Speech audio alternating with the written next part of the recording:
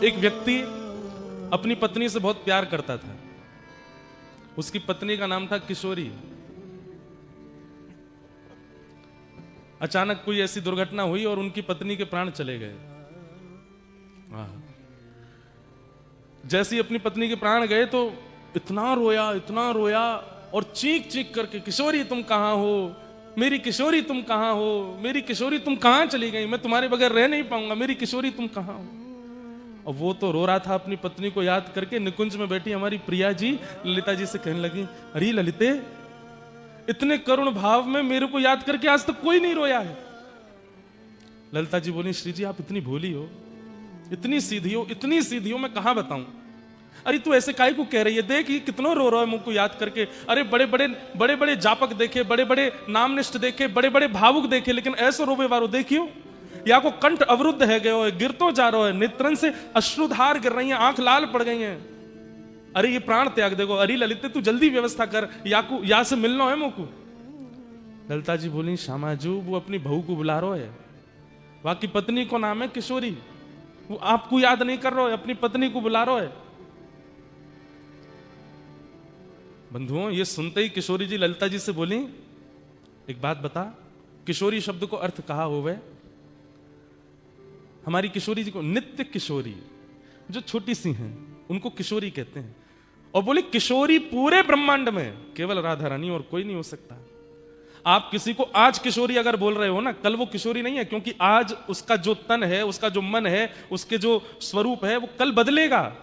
हर दिन व्यक्ति बड़ा होता है, हर दिन व्यक्ति की आयु बढ़ती है, हर दिन व्यक्ति का स्वभाव बदलता है, हर क्षण व्यक्ति के हार्मोन्स डेवलप होते हैं, हर दिन उसका रक्त बदलता है, शरीर बढ़ता है, सब कुछ बढ़ता है। हम लोग किशोरी नहीं हो सकते। हम अपने पूरे जीवन में एक दिन किशोरी होते हैं, एक दिन किशोर होते हैं बस।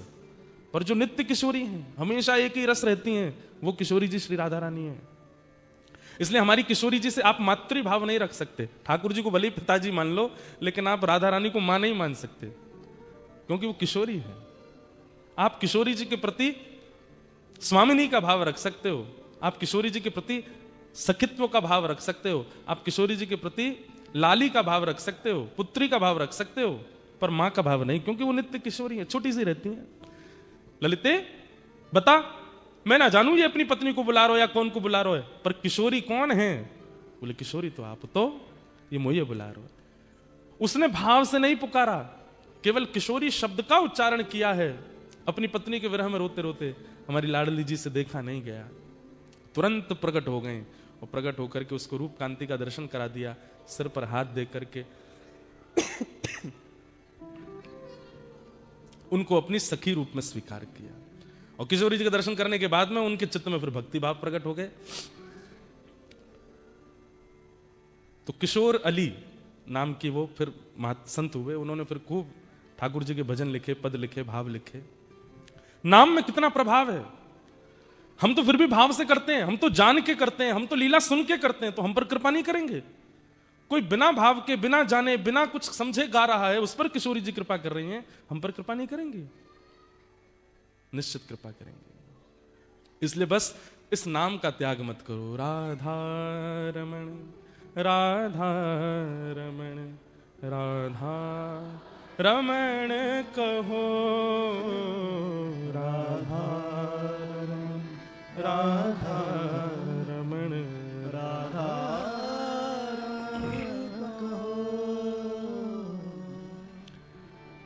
अब एक लीला सुनाते हैं आपको। अभी श्रावण का महीना चल रहा है और श्रावण में विशेष रूप से अब हमारे व्रजमंडल में झूला पड़ गए हैं। श्रावण में झूला क्यों झूलते हैं ठाकुर जी? क्योंकि श्रावण में बादल इतने हो जाते हैं और चारों तरफ से इतना ज्यादा बादल, और उसको एक हमारे ब्रज भाषा में कहते हैं गुम्माटा सा हो जाता है। गुम्माटा मतलब हवा नहीं चलती, स्थिर हो जाता है, पर वायु में नमी होती है, लेकिन हवा चलती नहीं है। इसके कारण बहुत ह्यूमिड जैसा फील होता है। अब आपके यहाँ तो उल्टा ही वेदर है। बताओ, श्रावण में तो सर्दी पड़ती है यहाँ पे। ऑस्ट्रेलिया उल्टा है। या तो हमारे ब्रजवारे उल्टे हैं या ऑस्ट्रेलिया वाले उल्टे हैं। खुश हो जाओ, चलो ब्रज से आपकी तुलना है गई है। अब हमारे लाल जी अभी विराजेंगे। इस काल में सेवा ऋतु में ठाकुर जी केवल नीचे एक बाघा पहनते हैं, ऊपर कुछ नहीं पहनते। लेकिन अब यहाँ सर्दी इतनी है कि ठाकुर जी को पूरी यहाँ तक हाथ तक पूरी पजामी आदि सब पहना के, रात में तो गगदल पहना के कान वान ढक के सुलाने पड़ते हैं, भैया जाड़ो पड़ रहा है। हम अभी कहाँ तस्मानिया गए थे, वहां तो बर्फ पड़ी थी ऊपर पहाड़ पे, तो वहां ठाकुर जी को दो दो गगदल पहनाई, एक नीचे से पहनाई, एक ऊपर से धराई, पामन में नीचे। अच्छा, इनको जाड़ा भी बहुत लगता है और इनको गर्मी भी बहुत लगती है। जाड़ा तो इतना लगता है केवल इतने दिखेंगे सर्दियों में, बाकी दिखेंगे नहीं। और गर्मी इतनी लगती है सब लत्ता फेंक फांक के केवल कॉपीन में डोलते हैं, केवल एक पहन लेते हैं नीचे और कुछ नहीं पहनते। ऐसे हमारे लाल जी हैं। तो अभी जाड़े यहाँ पड़ रहे हैं, तो जाड़ा समझते हैं ना, विंटर्स आप लोगों की। एक मेरे को बोले महाराज जी कभी समर में आओ। मैंने कहा हैं, हमारे यहाँ तो समर ही चल रहा है अभी, हमारी समर में आओ, दिसंबर जनवरी। मैंने कहा यार बड़ा अटपटा लगता है सुनना, दिसंबर जनवरी में। बोले 40 डिग्री रहता है यहाँ पर टेम्परेचर। तो यहाँ तो मौसम उल्टा है, पर हमारे ब्रज में अभी श्रावण में झूला पड़ते हैं ठाकुर जी के, तो वायु नहीं चलती, हवा नहीं चलती, तो जिसके कारण क्या होता है, श्री जी को बड़े प्रश्वेत आ जाते हैं, पसीने आ जाते हैं। और पसीना आवे के कारण जितने पत्रावली को श्रृंगार है, जितने किशोरी जी के ठाकुर जी के मुखमंडल को रस है, वो सब धूमिल रहने लगे। तो सुबह सुबह सब सखियां किशोरी जी का श्रृंगार करती हैं, ठाकुर जी का श्रृंगार करती हैं, उसके बाद सीधे झूला पे ही बैठा देते हैं। क्यों? ये दोनों झूलते रहेंगे और इनके झूलवे के कारण इनको जो श्रृंगार है वो मिटेगो नहीं, और हम लोगों को दर्शन करने में सुख मिलेगा। और झूला में भी बड़े अच्छे रहे कि झूला से नेक दूर कछु सखी खड़ी जाए, पीछे कछु सखी, तो जब दोनों झूला झूलें तो जब पीछे जाए तो पीछे वाली सखीन को दर्शन है जाए, आगे जाए तो आगे वाली सखीन को। सखियों का सबसे प्रिय उत्सव है झूला का। ऐसो मान नहीं कीजे हठ छोड़िए अली, ऐसो मान नहीं कीजे हठ छोड़िए अली, ऐसो मान नहीं कीजे हठ छोड़िए अली, ऐसो मान नहीं कीजे हठ छोड़ो री अली।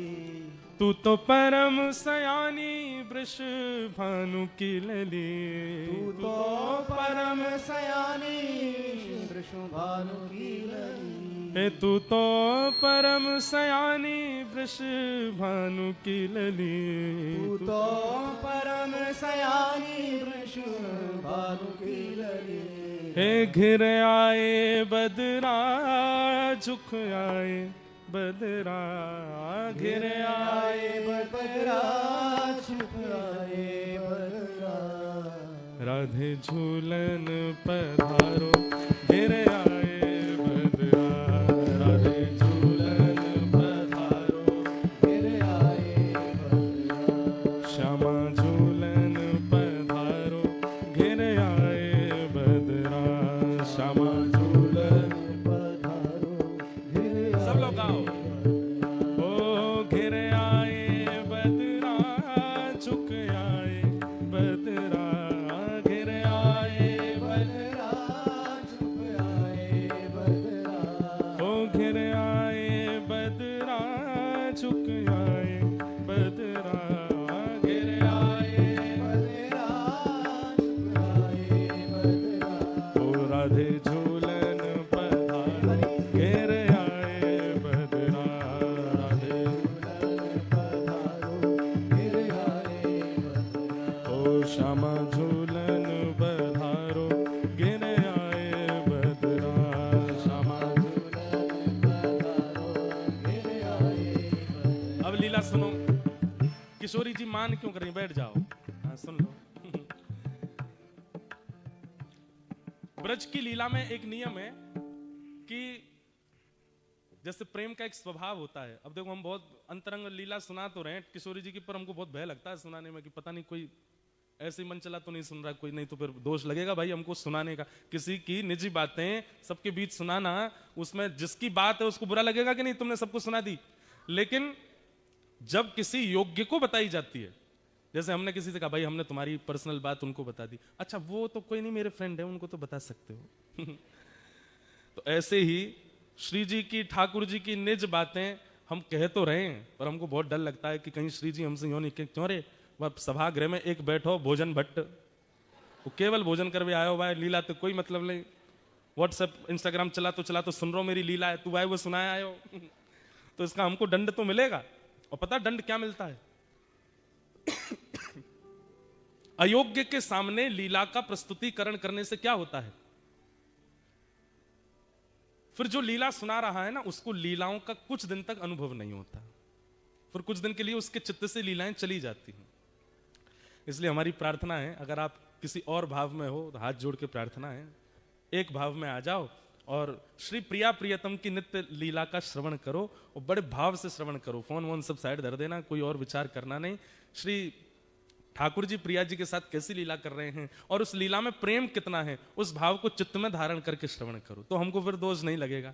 बेमतलब में काय को ऑस्ट्रेलिया बुला के दोष लगाओ, इसलिए भाव से सुनो। तो बात ऐसी है कि प्रेम का एक स्वरूप होता है कि हम प्रेमी से सबके सामने स्पष्ट नहीं बोलते। जैसे जिससे हमारा प्रेम होता है, अगर वो कभी सभा में हमको मिल जाए, बहुत सारे लोगों के साथ हमको मिल जाए, तो हम इशारा कर देते हैं। वो एक शायरी जैसी है, हाँ, नजर से नजर ने मुलाकात कर ली, रहे दोनों खामोश और बात कर ली। बस आंखों से ही हो जाती है कि ऐसे। जो भी आप लोग स्त्री पुरुष ही मत समझना, कभी कभी भाई भाई भी कर लेते हैं इशारों में बात। जैसे घर में मेहमान आते हैं, मम्मी ने समोसे मंगाए, बच्चों से कही भटक मत जाना इसके पास में, वो फूफा जी आ रहे हैं लंदन वाले, वो खाएंगे। बच्चे कह रहे, हे फूफा जी आप पेट भरे आना, खाना नहीं छोड़ जाना, तो हमको तो भी मिल जाएंगे। बाल्यकाल में बच्चों के संग ऐसे ही होता है। तो जैसे ही फूफा जी आते, बच्चे बड़े अच्छे, फूफा जी आ गए, आपके लिए समोसे बनाए मम्मी ने, बैठो। फूफा जी बैठ गए। अब जैसे फूफा जी चाय पी रहे हैं, लड्डू खा रहे हैं, समोसे नहीं उठा रहे, तो दोनों भाई इशारा करते हैं, अब तो हमको मिलेंगे, अब तो हमारे हो जाएंगे। तो ऐसे प्रेम का एक स्वरूप होता है कि आप इशारे में ही अपने प्रेमी को स्थिति बता देते हो। श्री जी और ठाकुर जी सदा भीड़ में ही रहते हैं। क्यों? श्री जी के संग 8 सखी रहती हैं और ठाकुर जी के संग 8 सखा रहते हैं, तो अपनी निज बातें कैसे हों? तो श्री जी इशारा कैसे करती हैं? अपने श्रृंगार से ठाकुर जी को इशारा करती हैं। अगर श्री जी ने नीली ओढ़नी पहनी हो, तो मानो ठाकुर जी को संकेत कर रही हैं कि इस बार की पूर्णिमा पर, इस बार की पूर्णिमासी पर कोई नीला तालाब, नीला सरोवर, वहां मिलेंगे, वहां लीला करेंगे, वहां रास विहार करेंगे। फिर ठाकुर जी नीले ओढ़नी से तो समझ गए कि भाई जो है कहीं श्री जी सरोवर का संकेत करें। काली ओढ़नी हो, वैसे तो काली शाम ओढ़नी ठाकुर जी ही धारण करते हैं, लेकिन कभी कभी श्री जी धारण कर लेती हैं, तो ठाकुर जी समझ जाए, ओहो काली ओढ़नी मतलब अमावस्या, चंद्रमा नहीं होना चाहिए। और फिर काली ओढ़नी हो, उसमें थोड़े थोड़े सितारे जैसे जड़े हों, तो ठाकुर जी समझ जाते हैं कि द्वितीया तृतीया का चंद्रमा हो जिसमें तारे टिमटिमा रहे, उसमें मिलने की आज्ञा कर रही हैं। ऐसे किशोरी जी संकेत करती हैं। अब नीली ओढ़नी है, उस पर गुलाबी वस्त्र पहने हैं, तो मानो नीला सरोवर और उसमें भी कमल खिले हों, वो संकेत है। ये 2 संकेत हो गए। अब तीसरा संकेत क्या होता है? तीसरा संकेत ये होता है कि किशोरी जी से ठाकुर जी पूछते हैं, हे श्यामाजू, अब बोलते तो है नहीं, पर बस एक बार निहार के ठाकुर जी समझ जाते हैं क्या आज्ञा, अकेले आना है कि इनमें से किसी को लेके आना है। तो किशोरी जी अगर केवल एक बिंदी धारण करके आई हो, तो मानो संकेत कर रही है अकेले आना है। और अगर कपोलन पर पत्रावली बना रखी है गोल गोल, और बीच में 2 बिंदु हैं, तो ठाकुर जी दोनों कपोलन के बिंदु गिनते हैं कितने हैं। अगर बीच में 1 बिंदी और 4 दोनों तरफ हैं, तो इसका मतलब ठाकुर जी कह रहे हैं अपने सखा नहीं लाने हैं हमको, इनकी 8 सखियां ही रहेंगी, 4 हमारे पक्ष में, 4 इनके पक्ष में। और मानो अगर पूरा यहां तक पूरा भर रखो है, पत्रावली अद्भुत धारण करके ठाकुर जी कह रहे हैं, ओहो अब तो जरा भंडारा सबको लेके चलना है, इसमें एकांतिक नहीं है। तो ऐसे किशोरी जी संकेत करती हैं। एक दिन किशोरी जी श्रृंगार करके आई और ठाकुर जी के लिए सुंदर भाव विचार करके आई कि छाक लीला करेंगे। छाक लीला मतलब भोजन पाएंगे, और छाक लीला के भाव से किशोरी जी ने पूरा वस्त्र धारण किए। तो वस्त्र कैसे धारण किए? हरे कलर के सब वस्त्र पहने। उसका संकेत यह किया कि ठाकुर जी को संकेत कर रही है कहीं बगीचा में मिलेंगे। और उसमें भी केश जो है श्री जी के, वो बेणी गूथी हुई है। अगर बेणी पीछे है, नहीं दिख रही है, तो इसका मतलब ठाकुर जी को यह संकेत है कि वन में नहीं मिलेंगे। और वेणी अगर आगे है, तो वेणी के भाव से संकेत है कि वेणी मतलब चोटी, वेणी के भाव से संकेत है कि घने वन में मिलेंगे। घने केश है ना, वो वेणी आगे है, उसमें पुष्प हो रहा, तो उस पुष्प के फूल जहां खिलते हैं उस वन में मिलेंगे। ऐसे ऐसे संकेत करती हैं श्री जी। लेकिन आज सावन का दिन चल रहा था, वर्षा होती नहीं है, बादल इतने घने रहते हैं, हवा चलती नहीं है कि प्रश्वेत के कारण श्री जी का गलती से हाथ चला गया ऐसे, और जितना वो बना के आई थी भाव वो सब मिट गया। लेकिन श्री जी को इस बात का पता नहीं चला। अब जैसे ही आई तो यहाँ सब सखियां और श्री जी, यहाँ ठाकुर जी और सब सखा, अब सब आपस में कर रहे हैं, बातचीत कर रहे हैं, कछु आनंद कर रहे हैं, और ठाकुर जी सब एक एक चीज ध्यान से परख रहे हैं, क्या आज्ञा कर रही हैं। अच्छा, हरे वस्त्र पहने मतलब वन में मिलेंगे, केश आगे हैं इसका मतलब सघन वन में मिलेंगे, ओहो जूही के पुष्प लगे मतलब जूही के वृक्ष, जूही के पुष्प जहां खिलते हैं उस वन में खिले। लेकिन किशोरी जी आज एक संकेत बना करके लाई थी जिसमें छाक का आज्ञा कर रही थी। जैसे एक तो होता है बिंदु बिंदु बिंदु बिंदु बिंदु, ऐसे पत्रावली हो तो समझो कि केवल रास होगा, आप सखा लिया ना, हमारी सखी आएंगी और रास विहार करेंगे। लेकिन उस बिंदु के भी ऊपर सुंदर सुंदर कुछ आकृति बनी हो तो उसका संकेत ये होता है कि नहीं छाक लीला होगी, सबरे सखांत कहीं अपने अपने घर तक कछु बना के लाएंगे, हमारी सखी सब बना के लाएंगे और फिर वहां बैठ के सब पामेंगे। तो आज छाक वाला श्रृंगार किया था, वो मिट गया। तो ठाकुर जी ने जब मुखमंडल की ओर देखा तो सब मिटा हुआ। ठाकुर जी कह रहे हैं कि श्री जी आज्ञा कर रही है मिलनो ही ना है, आज्ञा नहीं दे रही है मिलने की। तो ठाकुर जी किशोरी जी से कह रहे हैं, किशोरी कह रही हैं, ठाकुर जी को समझ ही नहीं आया, बोले कि ये तो स्पष्ट बोल रही है कि मिलना ही नहीं है। अब सबके सामने बोले कैसे, थोड़ी देर वहां बैठ के सब चले गए। अब श्री जी ने सब सकीन से कहीं, तू कड़ी बना के लाइयो, तू खीर बना के लाइयो, तू रबड़ी बना के लाइयो, श्याम सुंदर आमेंगे उनको मक्खन बहुत प्रिय, तू मक्खन निकाल के लाइयो, तू ऐसी ऐसी मोटे टिक्कर बना के लाइयो, और सब सब सकीन से कह दी। वहां सब सखा भी कच्चू कच्चू लेके आ रहे होंगे। सोचो कैसा प्रेम संपर्क था। ये व्हाट्सएप और इंस्टाग्राम वाला टाइम नहीं है, और ये स्वच्छंद प्रेम है, इसमें काम दूर दूर तक नहीं है। संध्या के समय आज सुबह से सब सकीन ने अपने घर में सुंदर सुंदर प्रसादी बनाई, और संध्या के समय श्री जी आ गई बगीचे में, जैसा जैसा संकेत जहां का किया था उसी बगीचे में, उसी पुष्प के वन में आकर के श्री जी आके विराज गई। प्रतीक्षा कर रही हैं, ठाकुर जी आ रहे होंगे, ठाकुर जी आ रहे होंगे। अब जब ठाकुर जी विलंब करते हैं ना तो ललिता विशाखा ठाकुर जी की बुराई करने लग जाती हैं। अरे श्री जी तुम भी यार छलिया के चक्कर में पड़ गई हो, जो ऐसा ही है। तो श्री जी को और पीड़ा होती है कि उनकी बुराई मत करो,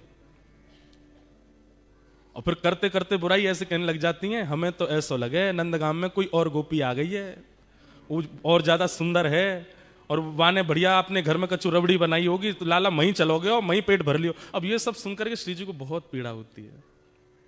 बहुत देर हो गई, ठाकुर जी नहीं आए।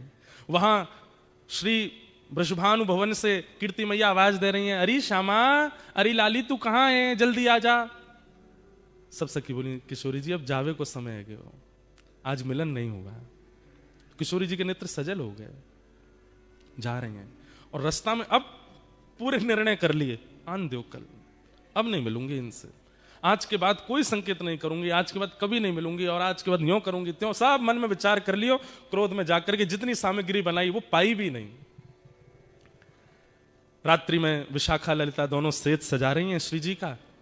तब श्री जी आज्ञा करें, ये जितनी सामग्री बना के लाए हो ना, कुछ पाया तो नहीं? बोले नहीं, कुछ भी नहीं पाया, सब धरो। श्री जी आपने भी नहीं पाया, पा लो। बोले नहीं, सब बंधवा के, और हमारे बरसाने में पूर्णमासी है, एक पूर्णमासी है, वो नंदगांव भी जाती है, बरसाने भी रहती है। बोले उसके हाथ सब भिजवा दो नंद भवन, वही वही वही के यहां भिजवा दो, लाला पाले को। क्रोध में जैसे किसी ने आपके लिए बढ़िया घर में व्यवस्था करके रखी, आप नहीं गए तो वो फोटो खींच के भेजता, ले ये सब करके रखा था मैंने तुम्हारे लिए, फूल मंगा के रखे थे, ये करके रखा था, तुम आए नहीं। तो वो कितना भारी लगता है। हमारे साथ तो बहुत होता है ना, क्योंकि हम जहां भी कथा करने जाते हैं 10 लोग बुलाते हैं, वो हमारे घर आओ, 2 मिनट के लिए आओ, तो हम आएंगे बनाएंगे। अब कोई बेचारा पूरी व्यवस्था करके रख लेता, जब नहीं जाते तो फिर कभी मिलता है, महाराज जी देखो मेरी बेटी सुबह से बैठी थी, हाथ जोड़ के बाहर खड़ी थी, आप आएंगे, दिया बुझ गए, तेल सारा खत्म हो गया घर का, लेकिन आप आए नहीं, हमने ये बना के रखा, वो अरे मैंने कि भैया क्षमा करो, फिर कभी आ जाऊंगा। तो ऐसा होता है। तो उसी भाव से श्री जी ने 56 भोग भिजवाए ठाकुर जी के पास। पूर्णमासी आई ठाकुर जी के पास आके बोली, लाला इतकुआ, अरे पूर्णमासी कहा भर के लाइया झोला में? बोले 56 भोग है। काय बात को? बोले श्री जी ने भिजवाया तेरे काजी। अच्छा, आज कोई उत्सव हो बरसाने में, कोई मनोरथ हो? वो ना कछु ना। तो कहा कह के भेजो, काय मारे भिजवाए हुए? सब बोले कछु ना, क्रोध में भेजो है। ठाकुर जी की तो सांस रुक गई। मैंने कहा कर दियो, मुझसे कहा गलती है गई। अब ठाकुर जी विचार कर रहे हैं अपराध कहां बना, क्या हुआ, कैसे हुआ। तब अगले दिन फिर ऐसा नहीं है कि मिलते हैं एक ही जगह, यहां ठाकुर जी गैया चराने जाते हैं, श्री जी और सब सखियां जो हैं वो दही बेकन के लिए सब सखियां जाती हैं, श्री जी उनके संग जाती हैं, बीच में कहीं भी मिल लेते हैं और थोड़ी वार्ता हो जाती है। तो आज श्री जी रुकी ही नहीं, ठाकुर जी सामने से आ रहे हैं और श्री जी चलती चली गई। अब लाल जी पीछे चरणन में प्रणाम करें, हे श्यामाजू कहा है गो। किशोरी जी तो सुने नहीं, तो फिर ठाकुर जी ललिता जी के पास गए, हे ललिता जी आप बता दो कहा भयो काई को नाराज बैठी हैं, ऐसो मैंने कहा कर दियो। बंधुओं एक बात मैं बीच में बोल दूं, इन लीलाओं को सुनकर के आप कहीं ये विचार मत कर देना कि भाई ये वही कृष्ण है जो सुदर्शन चक्र धारण करते हैं। हाँ ये वही कृष्ण है, ये वही कृष्ण है जो महाभारत युद्ध में द्रुत गति से रथ को हाँकते हैं, ये वही श्री कृष्ण है जो विराट रूप धारण करके सहस्त्र शीर्षा पुरुषः सहस्त्राक्षः सहस्त्रपात, हजार मुख हजार हाथ हजार चरण जिनके प्रकट हो जाते हैं, ये वही श्री कृष्ण है। लेकिन व्रज वृंदावन में अपने प्रभाव को छुपा देते हैं, स्वभाव में रहते हैं। वृंदावन के श्री कृष्ण अलग ही हैं, ऐसे डर रहे हैं जैसे मानो श्री जी अगर नहीं रीझी तो मेरा तीनों लोक लुट जाएगा। आज घबरा रहे हैं। ललिता जी कह रही हैं हम तो तभी बताएंगे। बोले कब? बोले पहले विशाखा की चरण दबा के आओ, जाओ। ठाकुर जा रहे, अरे विशाखा तू तो बड़ी अच्छी है। नहीं नहीं तुम गोबर चुट्टी बोल रहे थे मुझे उस दिन। ना ना आज के बाद लाए बोलूंगा। बोले कहा बोलोगे? अरे तू तो रानी है, तू तो महारानी है। अरे विशाखा तू तो ऐसी है, तेरी भलैया ले लूं। नहीं आरती करो। बोले आरती करता हूं, तू जो कहेगी सो करूं। यूं बता दे श्री जी नाराज काहे क्यों है? सबरी गोपी अपने अपने काम करवा ले ठाकुर जी थे। अच्छा लाला तो एक काम कर, वो ऊपर गोबर उपला थापिया जा। ठाकुर जी गोबर थापने, अरे तू बता दे बस काय बात पे नाराज है। जब खूब थक जाते हैं ठाकुर जी भी, तब बोले वादना श्री जी ने संकेत किया, छाक लीला को संकेत किया। रात में सब सामग्री बना के हम वन में प्रतीक्षा करती रही, ना आयो सखान को लेके। ठाकुर जी बोले कब? बोले परसों। बोले कैसे कियो संकेत? बोले पत्रावली बनी, पत्रावली में ऊपर ऊपर सुंदर सुंदर आकृति बनी, छाक लीला को संकेत कियो और नहीं आए तुम। अरे मैं तेरी सौगंध खा के कह रहा हूं, अब मेरी सौगंध मत खावे, मोए अभी जीनो है। ठाकुर जी बोले अरे तू जाकी के बाकी सौगंध खा के करूं, मोए ना दिखे। ललिता विशाखा जी बोली नहीं नहीं हमें सब पता है, नंदगाम में कोई गोपी आई है, माने रबड़ी बनाई वाके घर। अरे तू जो कहेगी सो करूंगा, सौगंध खा करूंगा, ऐसा कोई बात ना है, मुझे संकेत पता नहीं। चलो तब ललिता विशाखा बोली अब तो श्री जी को मनावे के काजे कोई योजना करनी पड़ेगी। ठाकुर जी बोले कहां करूं? तभी वन में देखी कि दो वृक्ष और दोनों वृक्षन से एक बेल निकल करके, एक वृक्ष की बेल निकल के दूसरे वृक्ष पर जा रही है। ऐसी एक डाल है, हमारे ब्रज में आज भी ऐसी डाल है और केवल ब्रज में ऐसी डाल है जहां वास्तविक स्वाभाविक झूला बने हुए हैं। ठाकुर जी ने वो जैसी देखो, ठाकुर जी बोले अब एक तरीका है। बोले कहा? बोले या कुछ झूला बनाऊंगा। ठाकुर जी ने सुंदर झूला सजायो, वहां पे पाटो लगायो, सुंदर वहां पे एक गद्दा बिछा दियो, वहां पे सुंदर पोशाक धर दी, इत्र आदि लगा दिए, सुंदर तैयारी करके बिल्कुल झूला झुलावे की। श्री जी झूला का एक स्वरूप है, जिनके घर पे है वो जानते होंगे। कितनी भी टेंशन में आप बैठे हो, कितनी भी दिमाग में कुछ भी चले, झूला पे जाके बैठ जाओ, आप बिल्कुल शांत हो जाओगे। जैसे झूला आगे पीछे झोटा लेगा ना, आपका मन अपने आप प्रसन्न हो जाएगा। और या फिर ऐसा कहो प्रसन्न व्यक्ति ही झूला पे बैठता है। अब प्रसन्न व्यक्ति झूला, उसको कहो झूला, अरे मुझे नहीं बैठना, बैठो ना झूले पे वही बैठता है जो प्रसन्न हो। या फिर अप्रसन्न को बैठा दोगे तो उसका जितनी भी अप्रसन्नता है वो चली जाएगी। ये झूले का स्वरूप है। तब झूला तैयार करके तब श्याम सुंदर गए। ऐसो मान नहीं कीजे हठ छोड़िए अली, ऐसो मान नहीं कीजे हठ छोड़िए अली। सब लोग गाओ।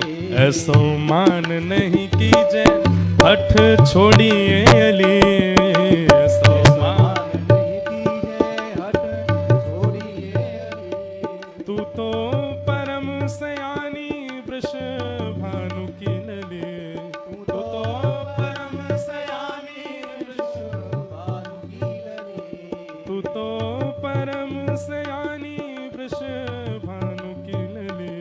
तू तो परम सयानी वृष भानु की नली। हे झुक आए बदरा गिर आए बदरा, झुक आए बदरा गिर आए बदरा।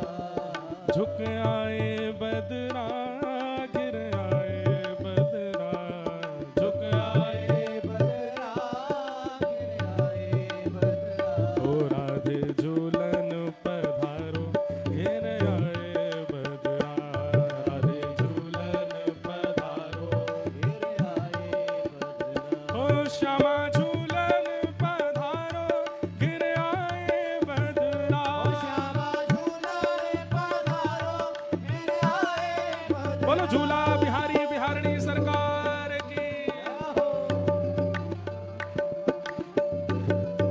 दोनों भुजा उठा करके भाव से करताल बजा के गाओ।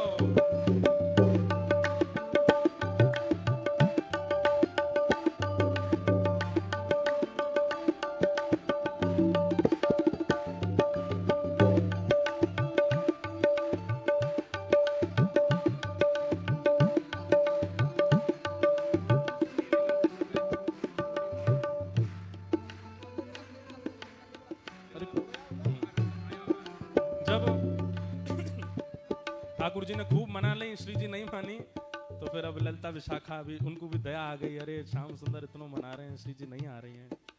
तब ललिता जी जाती हैं और किशोरी जी से कहती हैं, हो तेरो रसिक प्रीतम मग जोवत खड़ो, तेरो रसिक प्रीतम मग जोवत खड़ो। ब्रजभाषा है, समझ आ रहा है। ललिता जी कह रही हैं, अरे ये रसिक प्रीतम श्याम सुंदर आपकी बाट निहार रहे हैं, आपको ठाकुर जी दूर जाके झूला के पास बैठ गए। किशोरी जी कह रही हैं कि ठाकुर जी तो कह लो खुद ने बनाया झूला, खुद ही झूल लेंगे। तो ठाकुर जी संदेशा भिजवा रहे हैं, बोले जब तक श्री जी प्रसादी नहीं करेंगी तब तक ना बैठूंगा, पहले श्री जी प्रसादी कर दें तब बैठूंगा मैं। तो तब ललिता विशाखा समझा रही हैं, तेरो रसिक मृतम मग जोवत खड़ो, तेरो रसिक प्रीतम मग जोवत खड़ो। वह तो दो कर जोरे,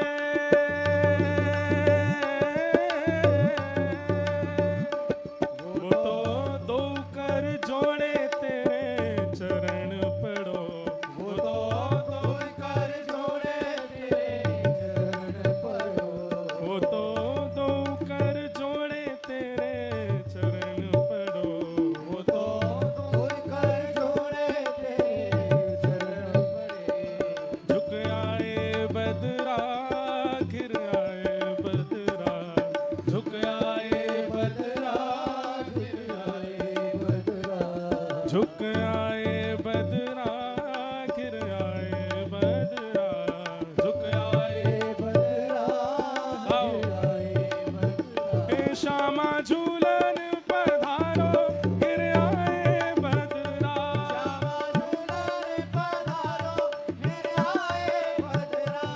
राधे झूलन पधारो घिर आए बदरा,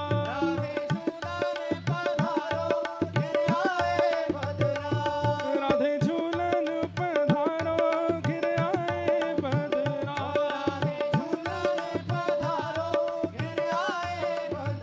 ओ घिर आए बदरा, झुक आए बदरा, घिर आए घिर आए बदरा, झुक आए बदरा,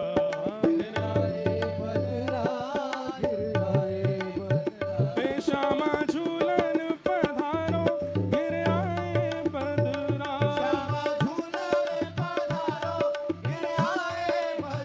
हे श्यामा झूलन पधारो घिर आए बदरा,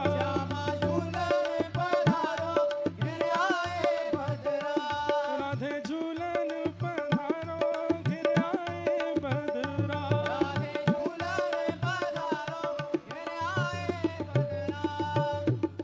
सब सखीन ने जाकर के श्री जी को मनायो, हे श्यामाजू ऐसी मेहनत ते छोटे छोटे हाथन से झूला बनायो है, पाटो बिछायो है, वापे रेशमी वस्त्र डारो है, श्याम सुंदर इतना श्रम करके देखो कैसे चढ़ चढ़ के पेड़ पे पूरे झूला की तैयारी कर रहे हैं। ऐसे मत करो, चलो। अंत में श्री जी मान गए। अब श्री जी तो बेचारी हमारी सहज है, नेक में ही मान जाए, मान करें जरूर है लेकिन मान बहुत जल्दी जाए। इतने में किशोरी जी आ गई। अब जैसे ही किशोरी जी आई तब तक ठाकुर जी रिसिया गए। रिसियानो समझे? रिसियानो कहते क्या? रिसियाना एक अलग भाव है। रिसियाना का मतलब ये होता है कि जैसे पहले तो देख लो, हमारी बात मान लो, देख लो, खा लो, देख लो हमने बनाया आपके लिए, प्लीज पालो, देखो हम तुम्हारे लिए ये किया, ये देख लो, ऐसे मत करो। जब फिर भी नहीं मानता सामने वाला तो फिर रिसियाए वाला व्यक्ति, जब आप फिर जाओगे तो अब मैं दूंगा नहीं, ये होता है रिसियाना। ये गुस्सा नहीं है, अब नहीं दूंगा। अरे अब हम मान गए, अब तुम चाहे जितने माने हो अब नहीं मिलेगा, पहले देना था। तो ठाकुर जी अब रिसिया गए, और जैसे ही ठाकुर जी रिसियाए, श्री जी आ गए। अरे कहाँ है श्याम सुंदर? बोले हाँ यहीं थाड़ो। कहाँ पाटो काई को उठा लियो या मैं तो झूला में तो पट्टा उठा लियो ठाकुर जी ने।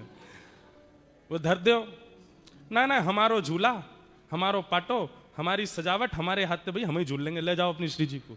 अरे बड़े घर की हैं, इनको बड़े घर की चाहिए, ले जाओ। हमने अरे देखो ऐसे मत करो, बड़ी मुश्किल से तो मना कर। बोले मोए ना मनानो, ले जाओ वापस ले जाओ इनको, मैं अकेला ही झूल लूंगा यहाँ पे।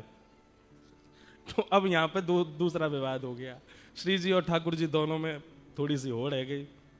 तो श्री जी बोली, अब तक तो बोली नहीं, श्री जी बोली मैं तो यहीं पे बैठूंगी और यही पाटे पे बैठूंगी।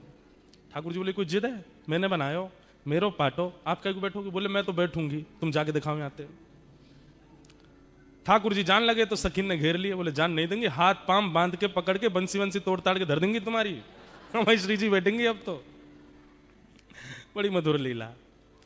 तो फिर ठाकुर जी बोले अब ठीक है बैठेंगी, लेकिन वो बात होती है ना जैसे छोटे बच्चों में होड़ होती है, नई कुर्सी लाए पिताजी। तो कई बच्चे ऐसे होते हैं कि कुर्सी खुलेगी तो पहले मैं बैठूं, जो कोई और बैठ जाता तो वो इसी बात पे ही रोने लगते हैं कि ये क्यों बैठे, अरे तू अब बैठ जा। अब नहीं, मुझे पहले बैठना था। अब ठाकुर जी बोले मैं पाटो तो लगा दूंगा पर पहले मैं बैठूंगा। श्री जी बोली ललिता जी कह दो इनसे, बोले बैठूंगी तो मैं पहले। ठाकुर जी बोले मैं पाटो लगा दूंगा, इन्हें झूलना ये झूल लें, पहले मैं झूल के चलो जाऊंगा तब ये झूलेंगी। अब तो ऐसी स्थिति बन गई, सब सखी सब तो ललिता जी बोली एक काम करेंगे। बोले क्या? एक प्रतियोगिता रखते हैं, उस प्रतियोगिता में जो पार हो जाएगा वो पहले बैठेगा। ठीक है, हाँ हाँ। कौन चढ़े पहले सुरंग हिंडोला, कौन चढ़े पहले सुरंग,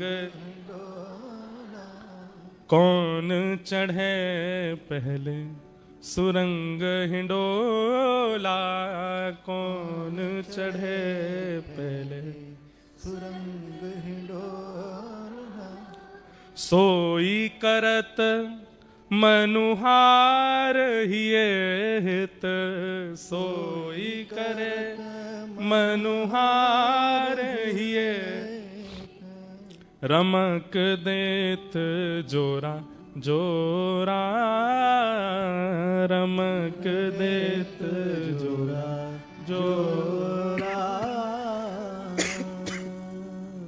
ललिता विशाखा जी बैठ गई एक कोने में जाके, बोले अब आप दोनों कुछ करो जिससे हम रीझेंगे, उसको पहले बैठाएंगे।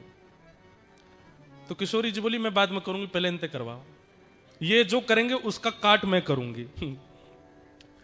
तो ठाकुर जी बैठ गए तुरंत और कहा करने लगे, गावत राग तान मधुर स्वर, गावत राग तान मधुर स्वर, गावत राग तान मधुर स्वर, गावत राग तान मधुर स्वर। और कैसा गा रहे हैं? कोटि काम चित चोरा। ये श्री हरिराय महाप्रभु जी का पद है, उनकी छाप पदों में होती है रसिक प्रीतम। एक पद हम गाते हैं कथा में, तलेटी गोवर्धन की रहिए, नित्य प्रति मदन गोपाल लाल के चरण कमल चित लइए, तन पुलकित ब्रज रज में लोटत गोविंद कुंड में रहिए, रसिक प्रीतम हित चित की बातें श्री गिरधारी जी सो कहिए। एक दूसरा पद हम गाते हैं, नैनन में ही राखूं पिया तो है, तुमरी एक रोम की छवि पर जगत वार सब लाखूं, रसिक प्रीतम संगम की बातें काहू सो नहीं भाकूं। ऐसे ही हम जब पद लिखते हैं ना, हमारे लाल जी जब कोई अनुग्रह करवाते हैं, एक लीला सुनाएंगे जो लाल जी ने प्रकट करी है, गिरधर लाल जी ने। तो गिरधर लाल जी के जो पद होंगे उनमें छाप होगी गिरधर, अंतिम शब्दों में लिखा आएगा गिरधर, तो समझ जाना कि लाल जी का पद है, गिरधर लाल जी का पद है। एक सुनाऊंगा लीला। तो श्री रसिक प्रीतम जी हरिराय महाप्रभु जी वल्लभ संप्रदाय वल्लभ कुल में आप आचार्य हुए, आपका ये पद है। कह रहे हैं, बोले ठाकुर जी गायन करने लगे और बोले सामान्य नहीं गा रहे हैं, बोले ऐसा गायन कर रहे हैं, ऐसा गायन कर रहे हैं कि कोटि कोटि काम कंदर्प दर्प दलन करने वाले लग रहे हैं ठाकुर जी। ललिता विशाखा तो मोहित हो गई ठाकुर जी पे, ऐसे ऐसे तान लेवे, ऐसे ऐसे गावे, ऐसे ऐसे मधुर स्वर कान पे हाथ धर के लगावे। ललिता जी तो सुध बुध खो करके और ठाकुर जी के पक्ष में ही जा रही हैं, पटपाटा लेके बैठी हैं दोनों, तो जिसको पाटा देंगे वो पहले बैठेगा। ललिता जी तो बिल्कुल तैयार है, बोले मैं तो इन्हीं को पाटा दूंगी, कैसे गा रहे हैं, देखो कितना मधुर है इनको स्वर। इतने में श्री जी ने आंख दिखाई, बोले माया जाल है, फंसना नहीं इसमें, अभी हमारी बारी तो आने दे। गा रहे हैं ठाकुर जी। एक वार्ता आती है कि हमारे ब्रज के अष्ट सखाओं में एक सखा हुए श्री गोविंद दास। तो गोविंद दास जी एक बार गा रहे थे और गाते गाते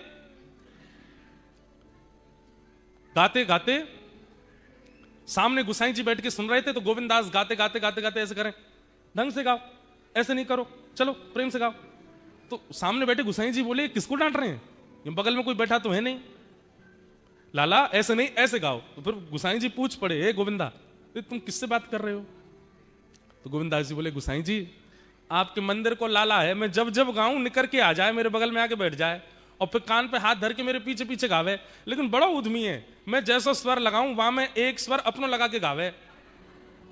तो समझा रहा हूं लाला ऐसे मत गावे। तो गोविंद दास की बात सुनकर के गुसाई जी के नेत्र सजल हो गए। बोले ठाकुर जी बैठे हैं? बोले हाँ। कैसे गा रहे हैं? बोले ऐसे गा रहे हैं। बोले मुझे दिखाई नहीं दे रहे ठाकुर जी। अरे रुको मैं कहूं इनते अभी दिखा, नहीं, उनको संकोच मत कराओ, वो सहज हैं, उनको जैसे सहज है बैठने दो, मेरी वजह से उनको संकुचित मत करो। पर मुझे बस इतना बताओ, ठाकुर जी गाते हैं तो उनका स्वर कानों को कैसा लगता है? गोविंद दास वर्णन कर रहे हैं, बोले आहा, जब श्याम सुंदर गाते हैं ना, बोले जैसे कभी नदी के किनारे खड़े हों और बिल्कुल शांत वातावरण में नदी की धीमी धीमी स्वर लहरी कानों को सुख देती है। कभी पहाड़ों पर खड़े हों तो पहाड़ों का शांत वो स्वभाव कभी कभी एक ओजमयी वाणी बनकर के कानों को लगता है। सुबह सुबह सूर्य उदय होते समय पेड़ों पर बैठी हुई पशु जब चहकती हैं, पक्षियां कोयल चहकती है, उनका स्वर जैसे सुंदर लगता है। घने बादल हो रहे हो और उस समय वन में मोर कुहुक रहा हो और उसकी वाणी सुंदर हृदय को आनंदित कर देती है। मतलब प्राकृतिक जो स्वर है वो स्वर जितना सुख देता है, उस स्वर को भी, उस प्राकृतिक स्वर को भी 1000 गुना, लाख गुना, करोड़ गुना कर दिया जाए, वैसा सुख ठाकुर जी के स्वर में मिलता है। ठाकुर जी जब गाते हैं तब इतना सुख होता है। लेकिन जब हमारी किशोरी जी गाती हैं तो ठाकुर जी भी फीके लगते हैं। किशोरी जी के सुर के आगे तो ठाकुर जी को सुर भी ना चल पावे। हमारी लाडली जी तो उनसे भी आगे है। तो ठाकुर जी ने अपनी सबरे जोर लगा दिए, पहले झूला पे बैठे हुए को खूब गा दिए, ऊट पटांग जैसा उनको भाव आयो गा दियो। अब बारी आई किशोरी जी की। आहा, ठाकुर जी बोले देखो श्री जी कैसे गायो मैंने, अब गा के दिखाओ।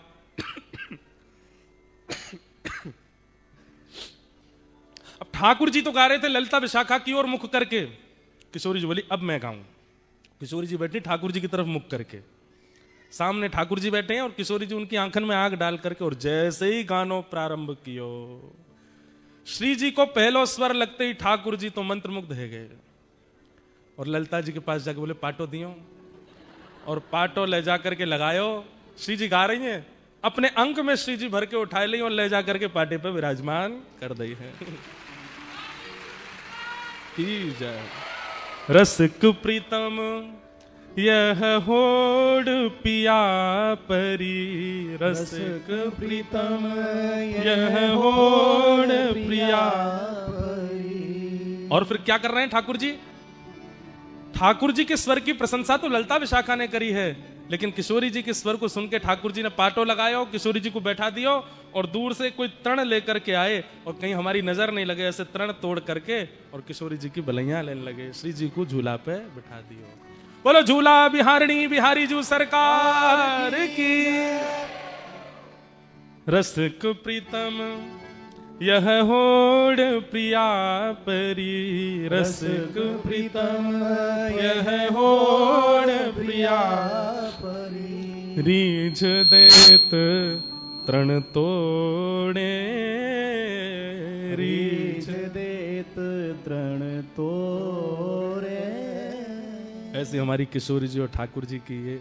और फिर ठाकुर जी झुला रहे हैं श्री जी को, इतने में ललिता विशाखा सब सखियां आ गईं और फिर ठाकुर जी को भी पकड़ करके इन्होंने बैठा दी और दोनों युगल बिहारी बैठ गए। और जैसे ही दोनों बैठे, अब सब सखियां ठाकुर जी को झूला झुला रहे हैं। ये है झूला उत्सव की लीला। पहली बार आज तक के हमने अपने जीवन में यहां सुनाई है, ऑस्ट्रेलिया में।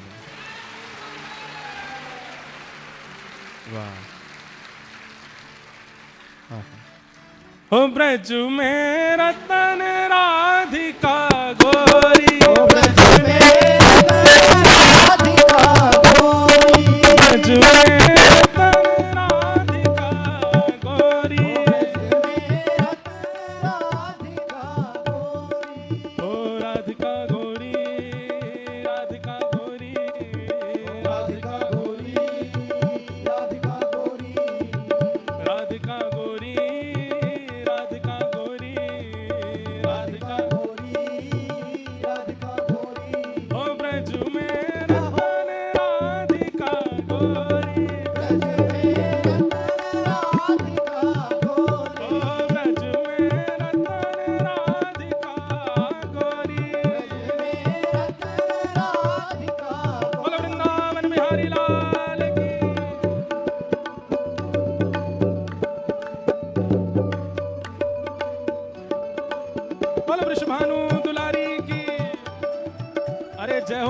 करते बोलो बोलो वृषभानु के जमाई की।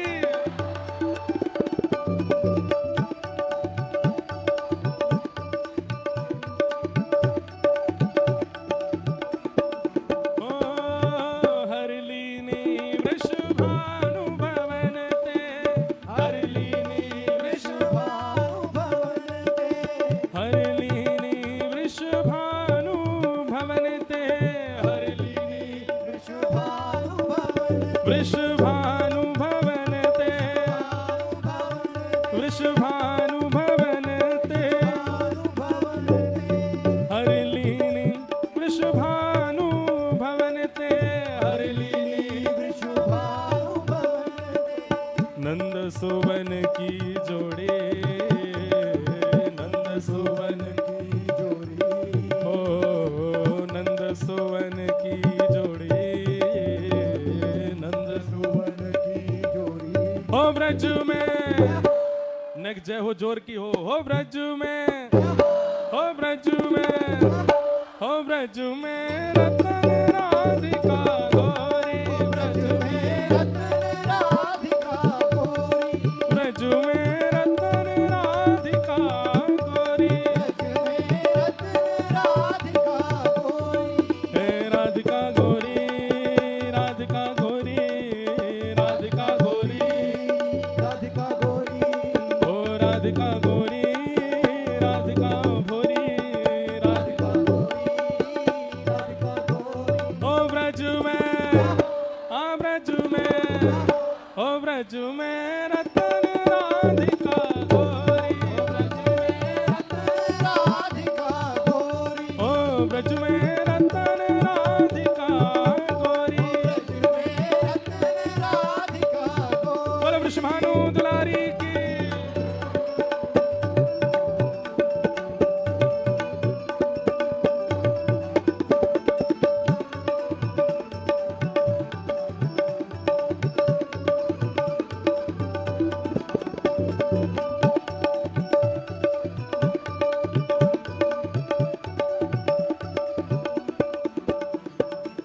कृष्णदास प्रभु गिरधर नागर कृष्णदास प्रभु गिरधर नागर कृष्णदास प्रभु गिरधर नागर कृष्णदास प्रभु गिरधर हे प्रभु गिरधर नागर नागर प्रभु गिरधर नागर प्रभु गिरधर नागर प्रभु गिरधर नागर हे प्रभु गिरधर नागर प्रभु गिरधर नागर कृष्णदास प्रभु गिरधर नागर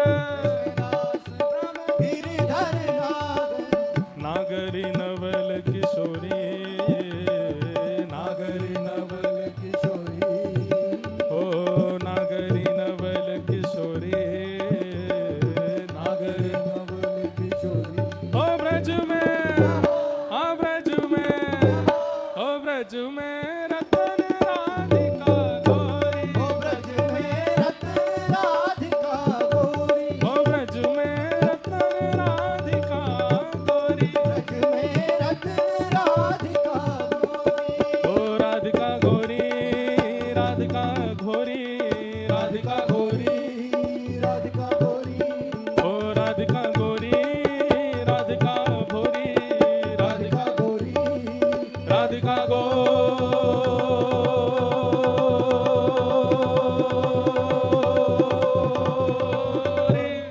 ब्रज में अभी आवाज नहीं आ रही है आपकी। राधिका गोरी राधिका गोरी राधिका गोरी राधिका गोरी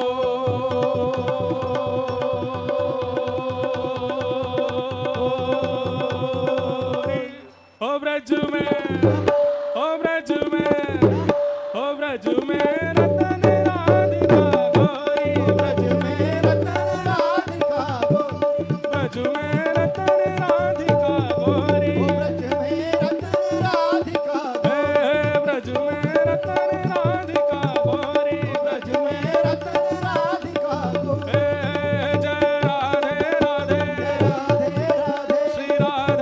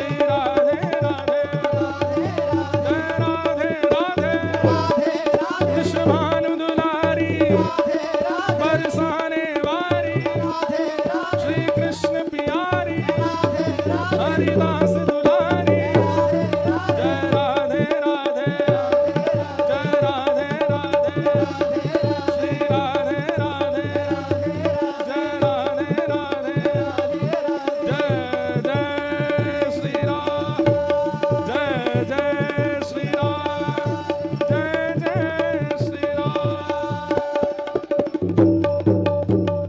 बोल वृषभानु दुलारी की, पूछरी के लौटा की, प्यारे। क्या बात है वंशी वारे, बैठ जाओ। हरिलीनी वृषभानु भवन ते, हरिलीनी नंद सुवन की जोड़ी, नंद सुवन की जोड़ी।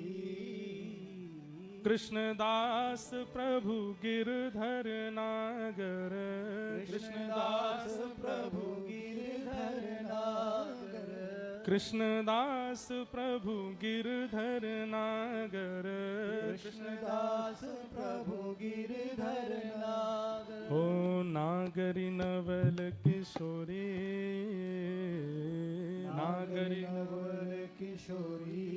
ओ ब्रज में रतन राधिका गोरी, ब्रज में रतन राधिका गोरी। ऐसे हमारी किशोरी जी और ठाकुर जी। ये अब हमारी बात ध्यान से सुनो। ये जो लीला सुनी है, इस लीला का चिंतन कीजिए और चिंतन करने के बाद आप नाम जप में बैठिए। अब इसी लीला का और विस्तार सोचिए। जैसे अभी इतनी लीला हमने सुना दी, अब इस लीला में और आप विचार करो और क्या हुआ होगा और कैसे रहा होगा। एक बार में नहीं आएंगे विचार, और मनगणित विचार नहीं होने चाहिए तो कुछ भी सोचने लग जाओ, ऐसा नहीं। ऐसा विचार, जिस विचार के चिंतन से आपके नेत्र सजल हो जाएं, आपके रोंगटे खड़े हो जाएं, तब समझना कि जो आपने विचार किया है, जो आपके चिंतन में भाव आया है, वो हुआ है, तभी आपको स्पर्श कर रहा है। इसी को कहते हैं हमारे ब्रज के भाव में मानसी भक्ति। कौन सी भक्ति? हाँ, ये ऐसे आसानी से नहीं आती है। इसके लिए खूब नाम जप करना पड़ता है, खूब साधन करने पड़ते हैं, खूब हृदय को पवित्र करना पड़ता है, तभी ये लीलाएं हृदय में प्रकट होती हैं। और हृदय से ये कोई पढ़ी हुई लीला नहीं है कहीं से, ये मानसी की लीला है, मानसी की लीला है, मानसी के भाव है। और ये सबके सामने बताने के नहीं होते हैं। हमने बोल दिया है, आपने सुन लिया है, अब आप विचार करके इसको हृदयस्थ रखना। जो लोग कहते हैं हमारा मन बहुत भटकता है, हमें मन में एकाग्रता नहीं आती, हमारा चिंतन नहीं बन पाता, नाम जप में निष्ठा नहीं बन पाती, करो ऐसी लीलाओं को चिंतन करो और इन लीलाओं के चिंतन से मन एकाग्र होगा। आप अनुभव करेंगे लीला का चिंतन करके और फिर नाम जप में बैठिए, कितनी देर नाम जप हो जाएगा और कितनी माला हो जाएंगी आपको पता ही नहीं चलेगा। आप क्या है, नाम का ध्यान करके और मालाओं की गिनती करते हो, इसलिए मन नहीं लगता। मन को लीला में पहुंचा दो और बुद्धि और मुख से नाम जप में लग जाओ, तब वो नाम जप अथा होता है। फिर ये लीलाओं का प्रकाश होता है, सुंदर सुंदर भाव प्रकट होते हैं। तो ये लीला प्रकट की है आज कथा में। बंधुओं, आज तिथि से जन्मदिन है, तो एक लाल जी ने ही एक पद प्रकट करवाया, वो हम ठाकुर जी से कहते हैं। आज नहीं हुआ है प्रकट, तो प्रकट तो बहुत पहले हो गया था। राधाष्टमी पर ये पद लिखा था, बधाई में। हम ठाकुर जी से कहते हैं कि हे श्याम सुंदर, दीजो श्री व्रज धाम बधाई में, दीजो श्री व्रज धाम। ए लाला, आज जन्मोत्सव की आप कुछ बधाई देना चाहते हो हमको? दुनिया दे रही है, आप कुछ देना चाहते हैं तो एक ही बधाई चाहिए। क्या? बधाई में दीजो श्री व्रज धाम बधाई में, दीजो श्री व्रज धाम, दीजो श्री व्रज धाम, दीजो श्री व्रज धाम, दीजो श्री व्रज धाम, दीजो श्री व्रज धाम। बधाई में दीजो श्री व्रज धाम बधाई में, दीजो श्री व्रज धाम। या जन्म में तो कृपा है गई कि हमारो जन्म ब्रज में ही भयो और ऐसे पिता माता के यहाँ भयो। वैसे तो डे से हमारा जन्मदिन 7 अगस्त को आएगा, वो हम भारत में मनाएंगे, पर तिथि वाला आप लोगों के संग मना रहे हैं आज। ठाकुर जी ने कृपा की कि इस देह को ब्रजवास दिया, ब्रज में ही जन्म हुआ, और इतनी कृपा करी ऐसे कुल में परिवार में हमारे पूज्य पिताजी महाराज, जिनकी कथा पूरा विश्व सुनता है, ऐसी माता जी प्रदान करी। फिर इतने में भी ठाकुर जी ने कथा कहने का गुण दे दिया। अब जैसी भी कहते हैं टूटी फूटी कह लेते हैं, और इतने में भी फिर ठाकुर जी को मन नहीं भरा तो स्वयं की सेवा भी दे दी, सेवा भी कराने सब जगह संग चलते हैं। आपको पता हम विदेश लाना नहीं चाहते इनको, विदेश लाने में हमको थोड़ा कष्ट होता है, और कष्ट का कारण है सिक्योरिटी इमिग्रेशन जो होते हैं ना, उनको कैसे बताएं ये कौन है। जब स्कैन करवाने के लिए देने पड़ते हैं, एक तो वो ट्रे में देना पड़ता है, उस ट्रे में लोग सब करते भी हैं, तो एक वस्त्र रखते हैं उस पर थोड़ा वो कर देते हैं, उसको थोड़ा जल से साफ कर देते हैं, उसमें ठाकुर जी को विराजमान करते हैं, फिर निकलते हैं स्कैन होके। निश्चित है बहुत कम एयरपोर्ट्स पे ऐसा होता है कि ये फ्री पास हो जाए, नहीं तो ये वहां चले जाते हैं अंदर वाले सेक्शन में, और मोस्टली यहाँ पे सिक्योरिटी चेक में माताएं ही होती हैं। हम तो मेन लाला जी गोपी ना है तो तुम यहाँ के पास चले गए हो। अब फिर वो पूछते हैं what's inside, doing like this. अब उसको क्या बोलूं मैं, क्या है। फिर अब मैं उस समय ये विचार करता हूं, इसने कभी कोई पुण्य किया होगा, इसको दर्शन, फिर खोल के दर्शन हो जाते हैं उसको। ओह आई सी। कभी कभी वो बेचारे ऐसे करते हैं, कभी कभी पूछते ही नहीं है, दोबारा से उठा करके फिर से धर देते हैं, चेकिंग करनी पड़ती है, वो बहुत कष्टदायी लगता है। फिर उसके बाद फ्लाइट में गोद में रख के नहीं बैठने देते, बोले इनको ऊपर रखो। फिर हमने उसका भी एक दूसरा उपाय ढूंढ लिया, गले में पहन लेते हैं, ठाकुर जी को ऐसे पटका ढक लेते हैं, यहाँ पहन के रह लेते हैं, उसमें भीतर घूमे, अंदर जाली सी बनी है, उसमें से ठाकुर जी टुकुर टुकुर देखते रहते हैं बाहर। पर कहीं कहीं अलाउ कर देते हैं तो आ जाते हैं गोदी में भी। इस बार तो सब हमारे पलटन पूरी संग, हमेशा तो मैं अकेला ही गया हूं, मैंने कैसे कैसे लाल जी रखे हैं मुझे पता है। तो बिजनेस क्लास में होते हैं वहां तो नहीं कहते कुछ भी, पर इकोनॉमी में तो फिर ठाकुर जी को कष्ट हो जाता है। अब आप कहोगे तो फिर लाते ही क्यों, अब ये हमने भी इनको विचार किया। पिछली बार हम विदेश आ रहे थे आराम के लिए, घर में सेवा एक बालक करते हैं, सबको आती है सेवा, वहां होती है। हमने कहा ठाकुर जी आप तो सेवा कराओ घर पे, हम जा रहे हैं 10-15 दिन थोड़ा आराम करके आते हैं। 2-3 महीना से बहुत भागदौड़ हो गई। रात में ही जिनके यहाँ जाना था उन सब के यहाँ कुछ कुछ घटनाएं घटने लगी। किसी की माताजी बीमार हो गई, किसी को जॉब से फायर कर दिया, किसी के कुछ हो गया। अरे भैया वहां तो जिन जिन के यहाँ मेरा जाना निश्चित था कि प्रवास के समय एक दिन इनके यहाँ जाएंगे, 2 दिन उनके यहाँ जाएंगे, 1 दिन उनके यहाँ जाएंगे, सबके यहाँ कुछ ना कुछ भूचाल आने लगे। और लगभग ये हुआ कि कल हमको कैंसिल ही करना पड़ेगा जाना, क्योंकि सब जगह अस्त व्यस्त, कहाँ जाएंगे। सुबह सुबह उठ करके मैं माँ से बोल रहा था, मैंने मम्मी शायद कैंसिल करना पड़ेगा, अब तो वहाँ सब ऐसे हो गई है बात, इसके यहाँ ये हो गया, उसका, मैंने एक साथ सबके यहाँ बिगड़ गई बात। और सोचते सोचते मैंने कहा अरे कहीं ऐसा तो नहीं कि इनसे हमने मना कर दिया है कि आप मत चलो, इसलिए ये ऐसी व्यवस्था कर रहे हैं कि मैं ना गया तो तू भी नहीं जाएगा। तो फिर हमने बस इनसे जाके कहा, मैंने देखो आप चल दो, हम तो आपके सुख के लिए कहते हैं, वहां आपको दूध नहीं मिलता गैया का, अब यहाँ गाय तो होती नहीं, दूध कहाँ से मिले। मैंने कहा यहाँ आपको देसी घी नहीं मिलता, सब ऐसे ही है, भोजन प्रसाद भी ठीक है, अब तो जानने लगे लोग, तो अब तो अच्छा अच्छा बना देते हैं, नहीं तो पहले तो और भी ज्यादा दिक्कत होती थी। आपकी वजह से ही कह रहे थे कि आप रुको, लेकिन आपको चलना है तो 1 घंटे में हमको फोन पे वहां से फोन करवा दो कि सब ठीक है, तो ले चलेंगे। और 1 घंटा नहीं हुआ है, आधे घंटे में पहला फोन आ गया, बोले कि महाराज जी वो जॉब से फायर कर दिया था, पर वो मेल आ गया है कि नहीं ऐसी कोई बात नहीं है, वो मिसअंडरस्टैंडिंग थी, आकर के सब सुलह कर लें, ठीक हो गया सब, आप आ जाओ।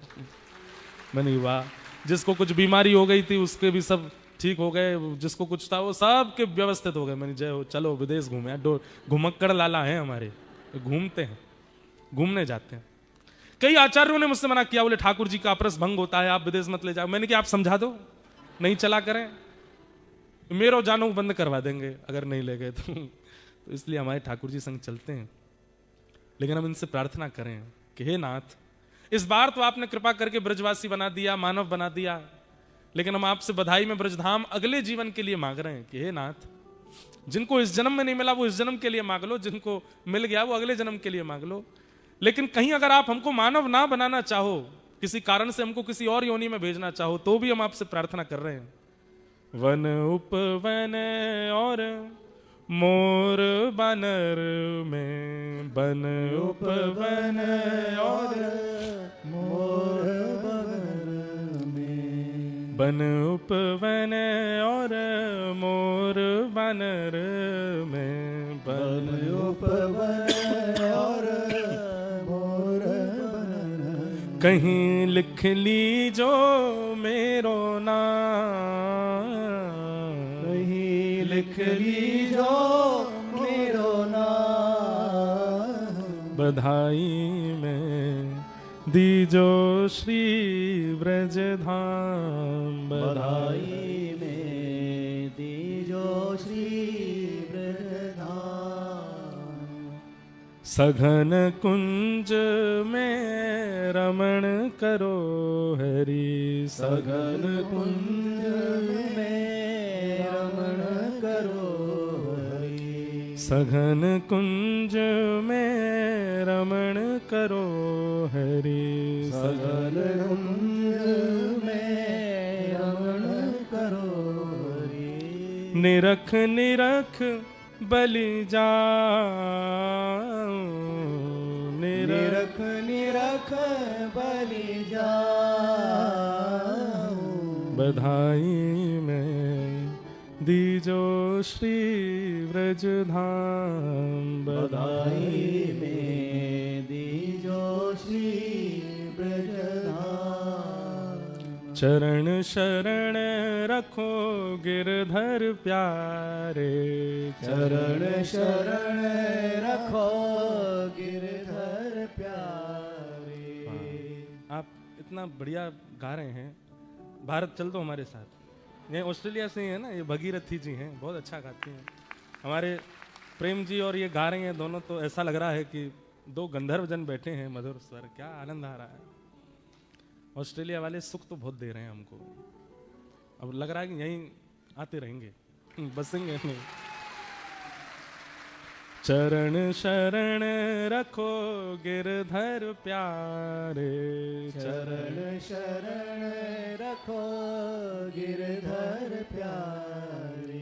चरण शरण रखो गिरधर प्यारे, चरण शरण रखो गिरधर प्यारे। हे चरण शरण रखो गिरधर प्यारे, चरण शरण रखो गिरधर प्यारे। हाँ चरण शरण रखो गिरिधर प्यारे, चरण शरण रखो गिरधर प्यारे।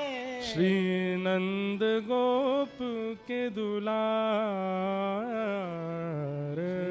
नंद गोप के दुलार। बधाई में दीजो श्री ब्रज धाम, बधाई में दीजो श्री ब्रज धाम। तो ऐसे भाव हैं। अब बंधुओं, एक हम अपने जन्मोत्सव पे आपको एक बधाई दे देते हैं। भक्ति पथ ऑस्ट्रेलिया के द्वारा अब रजिस्टर्ड हो चुका है, यहाँ पर उसकी स्थापना हो चुकी है। लेकिन ऐसा एक मन में भाव आया, मैं जहाँ कहीं भी गया ऑस्ट्रेलिया में, वहाँ पर अधिकतर हमें एक बहुत बड़ा ठाकुर जी की कृपा है कि हमारे श्रोता नहीं है, भावुक हैं। हमारे श्रोता सब भावुक श्रोता आते हैं, जितने भी आते हैं वो सब मेरे को अधिकतर यही कहते हैं, मिले महाराज जी हमको ब्रज मिल जाए, हमें ब्रजवास हो जाए, हमें श्री जी वृंदावन बुला लें, बरसाना बुला लें, ऐसी कृपा हम पर करो। तो फिर चिंतन हुआ क्या करना चाहिए। आज तक हमने कुछ ऐसा किया नहीं, केवल कथा ही कथा करते हैं, कुछ योजना अपने श्रोताओं के लिए नहीं बनाई, या वैष्णवों के लिए कोई ऐसी स्थान या योजना का कोई भाव मन में आया नहीं। तो फिर इस बार मन में ऐसी एक योजना बनी है कि ऑस्ट्रेलिया में भक्तिपथ ब्रज का निर्माण होगा, और यहाँ एक सूक्ष्म ब्रज बनाएंगे। और वो ब्रज कैसा होगा, जहां पर गैयान के बिना ठाकुर जी रहते नहीं हैं, तो छोटी सी गौशाला होगी, और उसमें हमारे वृंदावन के जो सप्त निधि हैं, गोविंद देव जी, गोपीनाथ जी, मदन मोहन जी, राधा रमन जी, राधा वल्लभ जी, सबकी छोटी छोटी कुंज बनेंगी, ओपन बनेगा, कोई ऐसा मंदिर नहीं बना रहे हैं, कोई ऐसा कुछ ऐसा हॉल जैसा कुछ नहीं, खुला होगा। कोई पहाड़ी इलाका देख के कहीं पर ऐसे बहुत सारे वैष्णव हमको कह रहे हैं हम करेंगे व्यवस्था, तो ऐसी कोई जगह देख के फिर वहां पर गौशाला मध्य में और चारों तरफ छोटी छोटी कुंजों में सातों ठाकुर जी, गोविंद देव जी, गोपीनाथ, मदन, उनके सबके या तो पहले प्रारंभ में तो चित्रपट ही रखेंगे, बड़े बड़े चित्रपट, ताकि जब तक वो व्यवस्थित ना हो जाए सेवा की वहां अनुमति, तब सेवा वहां प्रारंभ होगी। मध्य में गौशाला। तो अब यहाँ देखेंगे कि देसी गाय कैसे उपस्थित हों, क्योंकि आपको पता है भारत के कई संत तो इसलिए नहीं आते क्योंकि यहाँ देसी गाय नहीं है, यहाँ पर जर्सी गैया हैं। और उसकी क्या योजना, हमने एक आध जगह तो देखी है देसी गाय विदेशों में, कोई व्यवस्थित करके, उसका खर्चा तो खूब होता है पर करेंगे कुछ ना कुछ योजना। फिर दर्शन की विधा वहां बनेगी, पूरा ब्रज जैसा ही, जैसे हमारे ब्रज में कुंज होती हैं जैसे वैसा ही उसका पूरा निर्माण, कि हमारे चाहे मेलबर्न के हों, सिडनी के हों, कहीं के भी भाव, आपको ब्रज तो जाना ही है, भारत जब जाओ तब तो ब्रज जाना है, पर भारत नहीं जा सकते तो आ जाओ यहीं ब्रज में घूम जाओ, कुछ दिन वहां ब्रज का अनुभव कर जाओ। तो जब गोविंद देव जी का दर्शन करेंगे तो गोविंद देव जी की प्रणाली के जितने पद हैं वो सब पदों का संग्रह, गोपीनाथ जी का संग्रह, आदि आदि सब भावों का वहां पर संग्रह भी होगा। गौशाला का क्रम भी रहेगा। फिर उसमें एक भाव है कि व्रज के अंदर फिर गुरुकुलम, जिसमें केवल वीकेंड्स पर, मतलब शनिवार और रविवार के दिन वहां क्लासेस होंगी। 5 क्लासेस, 5 ग्रेड्स हम बनाएंगे, इसमें फर्स्ट, सेकंड, थर्ड, फोर्थ, उनका मैं नाम बदलूंगा, फर्स्ट सेकंड नहीं करेंगे, कुछ ठाकुर जी की लीलात्मक नाम रहेंगे। वो तुम अभी कौन सी लीला में हो, अभी हम गोवर्धन लीला में चल रहे हैं। लीला गोवर्धन नहीं है, उसमें है क्या, जैसे फर्स्ट ग्रेड जो होगा वो बाल लीला, मतलब क्लास का नाम ही है बाल लीला, उसमें बच्चे होंगे बड़े, वो अभी ये सब केवल अभी इमेजिनेशन है, अब पूरा कैसे होगा ये तो भगवान जाने। जहां केवल हमारे धार्मिक छोटी छोटी जानकारियां हैं, तिलक क्यों लगाया जाता है, शिखा क्यों रखी जाती है, अक्षत क्यों धारण किया जाता है, किसी भी पूजा के प्रारंभिक मंत्र कौन से होते हैं, दिया क्यों प्रज्वलित किया जाता है, छोटी छोटी बातें बच्चों को बताएंगे। 3 क्लासेस होंगी, मतलब शनिवार रविवार, शनिवार रविवार, शनिवार रविवार, 3 बार ये क्लासेस होंगी। चौथी शनिवार पर फिर उन बच्चों के एग्जाम होंगे, पूर्व के जो तुमने सीखे वो बताओ।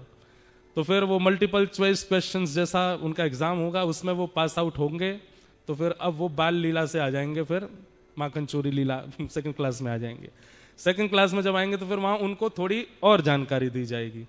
तो वहाँ फिर माता पिता के प्रति कैसा भाव होता है, गुरुजनों के क्या महत्व होता है, गुरु कृपा क्या होती है, आदि आदि ये सब भावों की फिर वहाँ शिक्षा दी जाएगी। उनको श्लोक याद कराना, मंत्र याद कराना, ये सब भाव रखे जाएंगे। फिर उसका परीक्षण होगा। फिर तीसरी क्लास में आएंगे तो तीसरी क्लास आ जाएगी गोवर्धन लीला, गोवर्धन लीला में आ गए। अभी थर्ड क्लास आ गई। थर्ड क्लास में फिर क्या होगा, फिर वहाँ भागवतम, श्रीमद् भागवतम, रामायण, भगवत गीता, जिसमें उनकी रुचि है, या फिर कईयों की रसिकों के भावों में रुचि है तो श्री हितरवंश महाप्रभु के पद, हरिराम व्यास जी के पद, गोपाल भट्ट गोस्वामी जी के पद और अष्ट सखाओं के पद, व्रज के जो निकुंज भाव है उस निकुंज भाव की या तो उस क्लास में जाओ या फिर भागवत गीता, रामायण आदि इन सबको, ये गोवर्धन लीला में रहेगा। फिर यहाँ से जो पास आउट होंगे फिर वो चौथी क्लास में जाएंगे जो अंतिम होगी, और वो होगी रासलीला। तो वहाँ चौथी क्लास में क्या करना है, अब उनको गौ सेवा प्रैक्टिकली सिखाई जाएगी। वहां पर गोप रूप में तैयार होना प्रैक्टिकली सिखा, ठाकुर जी की अर्चना कैसे की जाती है, मूर्ति पूजा कैसे होती है, ठाकुर जी का ध्यान कैसे करते हैं, श्रृंगार कैसे करते हैं, आरती कैसे करते हैं, ये सब सिखाया जाएगा। तो ये सब उसमें गुरुकुलम और गौकुलम दोनों भाव रहेंगे। इस प्रकार से भक्ति पथ ब्रज ऑस्ट्रेलिया में सबसे पहले खुलने वाला है, जहां आप सब लोग, और सुनिए, अधिकतर संस्थाओं में ऐसा होता है कि ये कौन है, बोले ये कोषाध्यक्ष हैं, ये कौन है, ये अध्यक्ष है, ये कौन है, ये प्रेसिडेंट है। हमारे यहाँ ये नाम ही नहीं होंगे। हमारे यहाँ नाम, सबसे बड़ा नाम क्या होगा, बोले कि भाई ये कौन है, बोले श्री दामा है ये कौन है, ये सुबल है, ये मधुमंगल है, ये पदवियां होंगी, मधुमंगल, श्रीदामा। और जो माताएं बहनें जुड़ेंगी, जो सेवा करेंगी वहाँ, या जिनके हाथ में कुछ नियम होगा, गौशाला का हो, गायों की सेवा का हो, या गुरुकुल का हो, तो माताओं के नाम, उनकी पदवी यही होगी। वो कौन है, बोले सखी हैं, ललिता सखी है, विशाखा सखी है, ये चंपकलता सखी है, ये इंदुलेखा सखी है। तो यहाँ कोई पद, क्योंकि हम संस्थाओं में गए हैं ना, हमने देखा है कि फिर कितनी मारकाट होती है, बाद में पदवियों के लिए लड़ते हैं। तो वो काम करना ही नहीं है कि जहाँ किसी भी प्रकार की पदवी हो या कुछ भी हो, उसका जो भी प्रोसेस होगा, ना तो वहां पर ऐसे व्यक्ति को जुड़ने देंगे जिसका धन से संबंध हो या धन का भाव रखता हो। वहां पर कोई व्यक्ति धन से भी जुड़े और कोई व्यक्ति का धन नहीं है, हम तो बस ऐसी सेवा करते, आओ गैया की सेवा करो, आप कहोगे गोपीनाथ जी की सेवा हमको दे, तो गोपीनाथ जी की आप करो, उनकी आप करो, बस वो सीखने का एक प्रावधान बनेगा। फिर भारत के जो भी संत ऑस्ट्रेलिया आते हैं उन सबसे निवेदन किया जाएगा कि आप भक्तिपद ब्रज में जाइए और वहाँ ब्रज में 2 दिन का 3 दिन का एक सत्र कीजिए, और जितने भी लोग उनसे जुड़े होंगे ब्रज भक्ति पद से उनको सबको निमंत्रण दिया जाएगा, सब वहाँ आएंगे। तो एक छोटी सी संत निवास कुटिया भी बनेगी। मेरा भाव उसमें मॉडर्नेशन बनाने का है ही नहीं, बिल्कुल जैसे ब्रज में जो सामान्य स्थिति जैसी होती है, लगे कि हाँ हम ब्रज आ गए हैं, ऐसा वहाँ का भाव निर्माण होगा। तो ऐसे गिरधर लाल जी हमारे आज कृपा करेंगे और ऑस्ट्रेलिया में ब्रज का निर्माण। अब दूसरी बात, कहाँ बनेगा? तो पहले तो नाम सिडनी का ही आ जाता है, क्योंकि भक्ति पथ के, सुन लो बात पहले पूरी सुना करो हमारी, पहले पूरी बात सुन लो। तो सिडनी का नाम पहले आ जाता है कि वो सिडनी में बना है, यहाँ से कनेक्टिविटी है। पर हमें ये विचार करना है कि भावुक जन जहाँ सब एकत्रित हो सकें ऐसी जगह उसका निर्माण हो। सेंटर्स तो सब जगह होंगे, जहाँ जहाँ भी हमारे वैष्णव जन है वहाँ पर एक छोटे छोटे उसके दफ्तर तो होंगे, तो जो लोग वहाँ रहते हैं उनको छोटी थोड़ी बहुत जानकारी हो, क्लासेस की ज्वाइनिंग आदि वो सब तो वो वहाँ से भी कर पाएंगे। पर वो बनेगा कहाँ? तो उसमें सिडनी का भी नाम है, मेलबर्न का भी नाम है, एडिलेड में इतने वैष्णव हैं। आपको बताएं मेलबर्न की कथा में 25% लोग तो केवल एडिलेड से आए हुए थे कथा में, वहाँ तो हम गए ही नहीं इस बार, तो वहाँ का भी भाव है। तो ये कुछ मुख्य मुख्य ऐसे स्थान हैं। अब जगह हम देखेंगे कौन सी जगह बढ़िया लगेगी, वहाँ पर फिर इसको स्थापित करेंगे। प्यारे गिरधर लाल जी का ही मुख्य भाव रहेगा और आप सब लोग उसमें जुड़ करके खूब यहाँ ब्रज का स्वरूप प्रकट करना। तो वे ब्रज से जो लोग आने में भी उनको ये रहता है या किसी कारण से आते भी तो उनके लिए एक ब्रज है, ठाकुर जी विराजमान है, गैया विराजमान है और वहाँ पर ब्रज के भाव की शिक्षा भी विराजमान है। इस प्रकार से उसका अभी कुछ उसकी घोषणा नहीं है कि कब होगा क्या होगा, बस ये होगा। अब कब होगा ये तो ठाकुर जी जाने, जब होगा तब आप सब लोग उससे जुड़ ही जाएंगे, सब लोग आनंद करेंगे ही। तो ये एक जानकारी है। फिर यहाँ से और जहाँ जहाँ विदेशों में जाते हैं वहाँ वहाँ ये व्रज की स्थापना छोटे छोटे रूप में होगी और फिर लाल जी कृपा करेंगे तो उसका विस्तारीकरण विस्तार रूप होता रहेगा। प्यारे गिरधर लाल जी का चित्रपट की सेवा, बड़े चित्र की सेवा वहाँ हुआ करेगी, अष्टयाम सेवा चलेगी, सुबह मंगला से लेकर के रात्रि शयन तक चित्रपट की सेवा से ही ठाकुर जी श्री गिरधर लाल जी वहाँ सुख पाएंगे। हमारे सब भक्ति पथिक जन उसमें सब बढ़ चढ़ करके सहयोग कर ही रहे हैं। हमारे सिडनी के, मेलबर्न के, कैनबरा के, तस्मानिया के, गोल्ड कोस्ट के, ब्रिस्बेन के सब भक्ति पथिक, इन्होंने इतनी मेहनत की इस बार। हमने तो बस भक्ति पथ स्थापित कर दिया, बाकी इन्हीं पे छोड़ा कि आप लोग दौड़ भाग करके जैसे तैसे भी जो आपको लगे रुचिकर वैसा आप लोग सब व्यवस्था करो। हर जगह इतनी उत्तम व्यवस्था की गई, हर जगह इतने वैष्णवों के लिए प्रसाद की व्यवस्था, अब इतना महंगा प्रसाद होता है। पर अभी हम गोल्ड कोस्ट ब्रिस्बेन में थे, वहां पर एक वैष्णव 600 किलोमीटर ड्राइव करके आए पत्नी सहित, और दोनों पति पत्नी बैठ करके दोनों जगह कथाओं का भोजन बनाया, पूरा बना करके सबको पवाने का प्रयास किया और बोले महाराज जी अगले वर्ष आप आओ तो आपके साथ हर जगह हम जाएंगे और हम अपने राशन से ही सबको पवाएंगे। इतना दान का भाव, इतना भाव सबके चित्त में रहता है। हमें बस एक चीज का भय लगता है कि इन सब चीजों से कभी आपको मान ना हो जाए। भक्ति में केवल एक चीज ही गिराती है, वो है मान। इसलिए कभी जो भी सेवा कर रहे हैं भक्ति पथ की श्री गिरधर लाल जी की, बिल्कुल मान रहित होकर के कीजिएगा। हम कभी कथा का मान नहीं करते, इसलिए हमको लगता है कि हमारे भाव युवाओं तक पहुंच जाते हैं। जिस दिन मान हो गया कि देखो हमारी कथा ऐसी, हमारे भजन ऐसे, हमारे, उसी दिन हमें पता है गिरधर लाल जी ऐसी लकुटी घुमाएंगे। बोले मान करे दारी के, तेरे घरे में मैं ही बैठा हूं तो मैं ही बुलवा रहा हूं, तू कौन है, तू क्या कर सके। और ये बात सत्य है, ठाकुर जी ही करवा रहे हैं। आपको भी कभी अपने ऊपर मान नहीं करना किसी भी भाव का कि सेवा हमने कराई, ये कथा हमने कराई, ये भाव हमने किया। आप सब जितने भी यहाँ लगभग सब बैठे हैं, जितने भी अभी भक्ति पथिक हैं, हम आपसे प्रार्थना करेंगे अब आप जो भी करोगे उससे नाक हमारी कटेगी और बचेगी। तो इसलिए ये सोच समझ के करना कि हम क्या करें क्या ना करें। गिरधर लाल जी की नाक है हमारे ऊपर, इसलिए बहुत सावधानी के साथ में। अभी तो प्रारंभ है, प्रारंभ में कई बार ऐसा होता है ठाकुर जी ज्यादा चकाचौंध दिखा देते हैं, कई बार परखने के लिए कि देखें तो सही कि तुम उठोगे कि गिरने वाले हो। इसलिए ये इतनी संख्या में लोगों का आना, हर जगह इतने सक्सेसफुली सारे कार्यक्रम होना, इसका मतलब ये मुझे भी और आपको भी ठाकुर जी थोड़ी ग्लैमरस, वो क्या बोलते हैं उसको, ये दिखा रहे हैं, कहीं इससे हम विचलित ना हो जाएं। अभी ठाकुर जी की बहुत सेवा करनी है और ये सेवा जीवन भर हम करते रहेंगे। तो भक्ति पथ ब्रज बहुत जल्दी तैयार होगा, और वो कब तैयारी उसकी शुरू हो रही है, कहाँ हो रही है, कैसे हो रही है, ये हम ना तो सोशल मीडिया पे बताएंगे, ये ना हम आपको वीडियो के माध्यम से बताएंगे, हम ऑस्ट्रेलिया आके बताएंगे। तो अगली साल तो आना ही है, अगली साल तो निश्चित है कि आना है, लेकिन इस एक साल के बीच में अगर यहाँ योजनाएं व्यवस्थित हो गई, इस एक साल के बीच में अगर ये व्यवस्था बन गई कि इधर भक्ति पथ व्रज का स्थापन होगा, इतने लोग जुड़ करके सब वहाँ अपना सहयोग दे करके सब करा रहे हैं, तो फिर बीच में समय निकाल के 3-4 दिन के लिए ऑस्ट्रेलिया बीच में भी आ सकते हैं। और फिर आप सबका हम आह्वान करेंगे, भैया यहाँ भक्ति पथ व्रज बन रहा है, सब लोग आ जाओ, और वहाँ आप सब लोग आ जाना, फिर मिल करके एक सूक्ष्म छोटा सा एक व्रज, जहाँ गोवर्धन हो, यमुना जी हो, गैया हो, ठाकुर हो, बिल्कुल ऐसा लगे कि जब कभी मन हो वहीं पहुँच गए हैं, सेवा में लगे हैं, संतों का आना जाना लगा रहे, इस भाव से उस स्थान का निर्माण करेंगे। और भी कई योजनाएं, कई भाव चित्त में हैं, सब हमारे भक्ति पथिकों के साथ साझा करके उसको हम करवाएंगे। एक बार हमारे सब भक्ति पथिकों के लिए जोरदार ताली बजाओ। इन्होंने खूब मेहनत की, और विशेष रूप से हमारे राम जी, इन्होंने बहुत मेहनत की। साथ में हमारे जितने भी भक्ति पथिक हैं, इन लोगों ने खूब परिश्रम किया। मेलबर्न वाले सब यहाँ, बताओ सिडनी में कथा, पर मेलबर्न से दौड़ के आए हैं यहाँ सब संभालने के लिए। इतने अच्छे हैं सब लोग, इनके भाव भी बने रहें।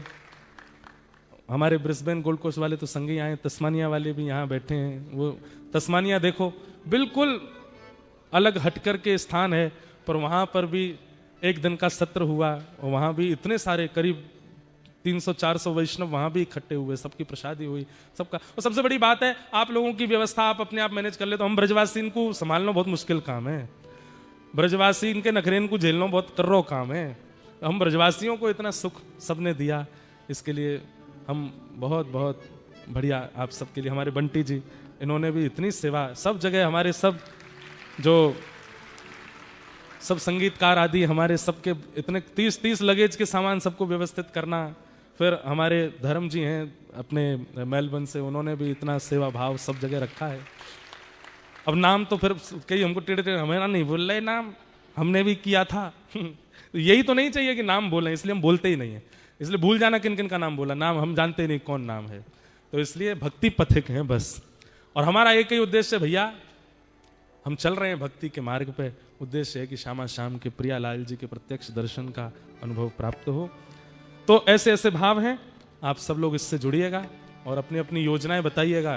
किसी के मन में अगर कोई और अच्छी योजना आवे कि ऐसे हम इसकी स्थापना कर सकते हैं, यहाँ के युवाओं का भविष्य सुधार सकते हैं, तो आप लोग अपनी योजनाएं भी बताइए, हमारे सब भक्ति पथिकों से साझा कर देना, बोले हमारी ऐसी योजना है, महाराज जी को बताना, हम ऐसे सहायता कर सकते हैं, हमारा ये भाव है, आदि आदि सो भी आपको लगे वो सब आप लोग कीजिएगा। आज प्यारे गिरधरलाल जी पधारे हैं और 56 भोग का मनोरथ होना है। बड़े प्रेम और भाव से सब लोग प्यारे गिरधरलाल जी को प्रणाम कर लीजिए, और उनका दर्शन अब यहाँ होगा। हमारे शास्त्री जी आ रहे हैं, ठाकुर जी को विराजमान करेंगे। आप लोग स्क्रीन पे ही दर्शन कर लेना, क्योंकि छोटे से लाल जी हैं, इतनी दूर से आप लोगों को दिखें नहीं दिखें, इसलिए आप लोग अपने अपने स्थान से उनका दर्शन कर लीजिएगा।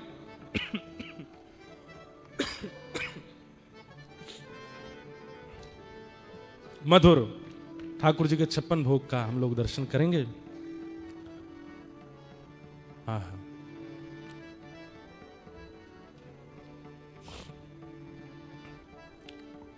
गोवर्धन वासी सावरे,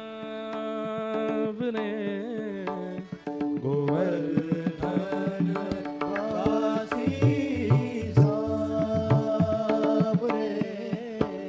गोवर्धन वासी सावरे, गोवर्धन वासी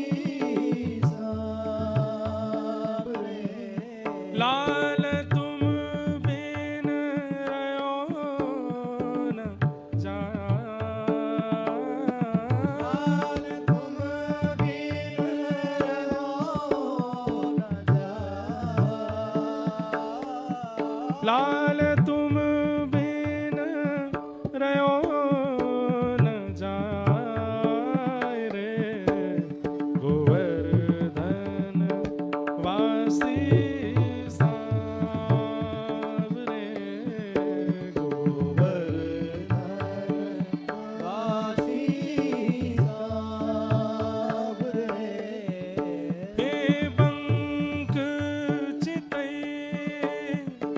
मुस्काई के सुंदर बदन दिखा, ओ पंख जतई मुस्काई के सुंदर बदन दिखा,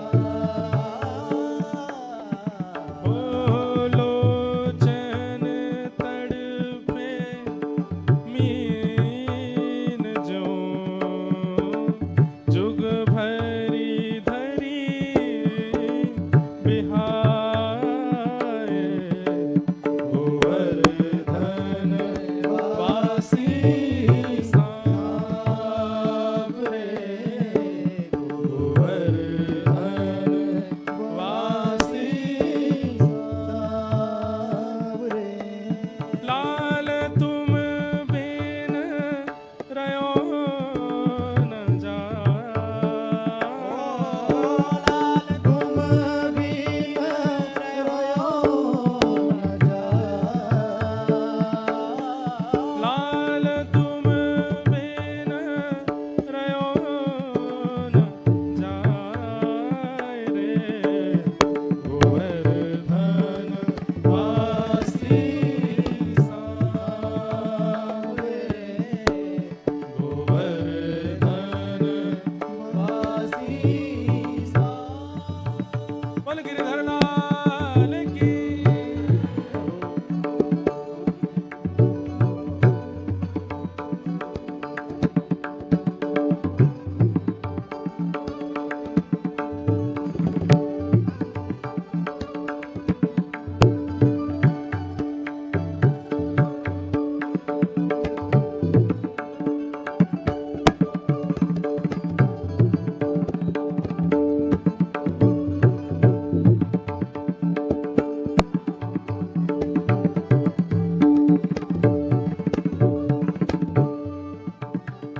हे दर्शन को नैना तपे, वचन सुनन को कान, ओ दर्शन को निरात में, वचन सुनने को कान। हे मिलवे को हियरा तपे, हिय के जीवन प्राण,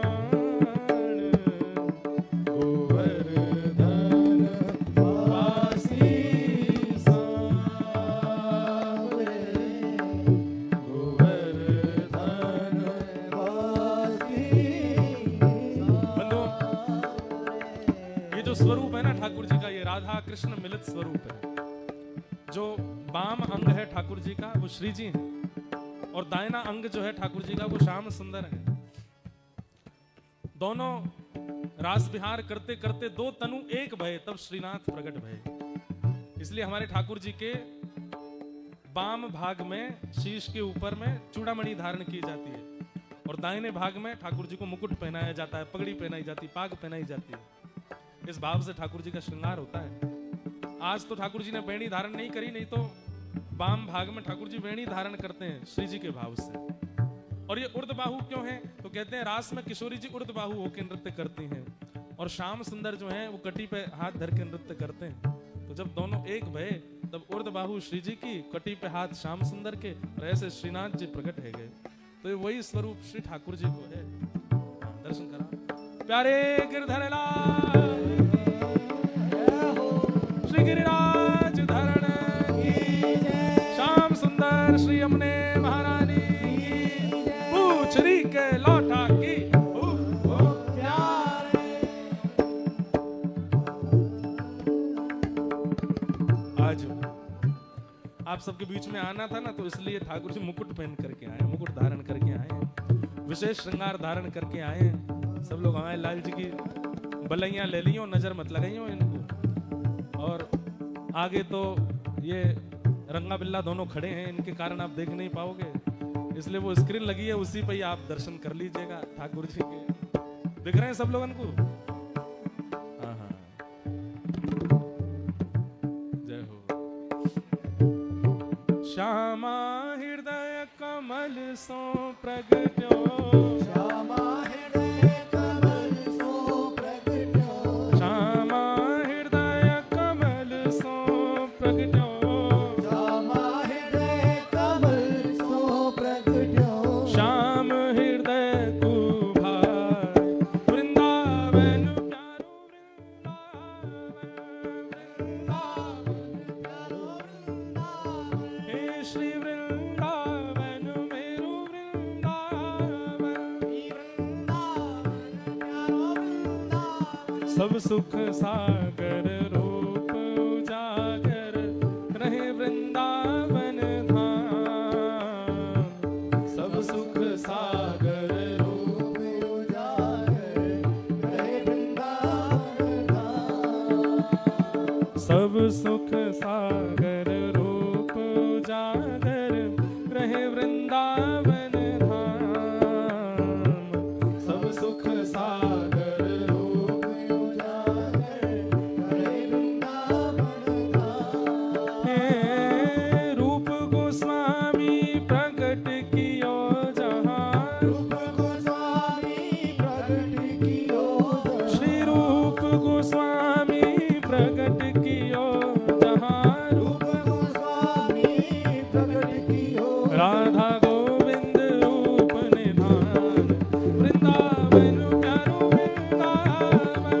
वृंदावन प्यारो वृंदावन, हे श्री वृंदावन मेरो वृंदावन, हे वृंदावन मेरो वृंदावन, रूप गोस्वामी प्रकट कियो जहाँ, रूप गोस्वामी प्रगट कियो राधा गोविंद रूप निधान, वृंदावन मेरो वृंदावन, वृंदावन मेरो वृंदावन, हे श्री वृंदावन मेरो वृंदावन, वृंदावन मेरो वृंदावन, हे गोपी ग्वाल सब ही और धारे, प्यारो गोपीनाथ, गोपी ग्वाल सब ही और धारे प्यारो गोपीनाथ, हे प्यारो प्यारो गोपीनाथ,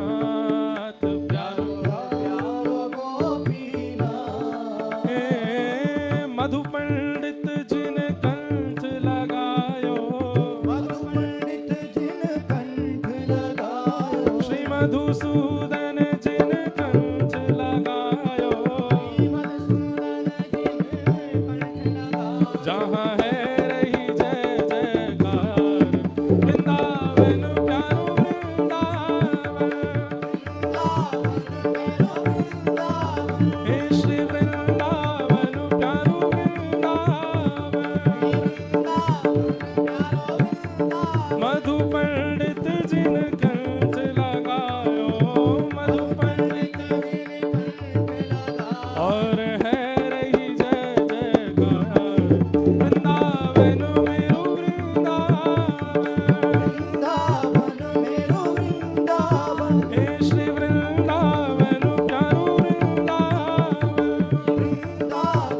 मेरो वृंदावन, श्री गोपाल भट्ट जो के हृदय वेदना प्रगट्यो शालिग्राम, श्री गोपाल भट्ट की हृदय वेदना प्रगट्यो शालिग्राम, हे रूप सुधा को खान हमारो, रूप सुधा को खान हमारो, वृंदावन में सब ते न्यारो, वृंदावन वृंदावन पूजा उठा के प्यारो, ओ श्री राधा रमण जुलाल, वृंदावन प्यारो वृंदावन, वृंदावन प्यारो वृंदावन, हे श्री वृंदावन प्यारो वृंदावन, वृंदावन प्यारो वृंदावन, रूप सुधा को